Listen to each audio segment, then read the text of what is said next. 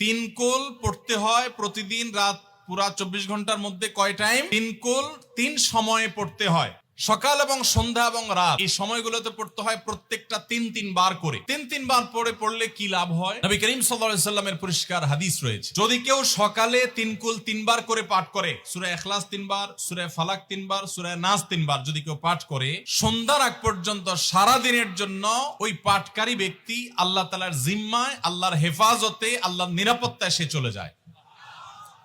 যত প্রকার অনিষ্ট আছে, ক্ষতি আছে, দৃশ্যমান ক্ষতি, অদৃশ্যমান ক্ষতি, সব ধরনের ক্ষয়ক্ষতি থেকে এবং আকস্মিক বিপদ থেকে, মুসিবত থেকে আল্লাহ রাব্বুল আলামিন ওই ব্যক্তিকে হেফাজত করেন, যে ব্যক্তি ইয়াকিনের সাথে, ঈমানের সাথে, দৃঢ়তার সাথে আল্লাহ তাআলার কাছে প্রার্থনা করে এই সূরাটা সকালে 3 বার পাঠ করে। একইভাবে যে ব্যক্তি সন্ধ্যায় পাঠ করে, মাগরিবের আগে বা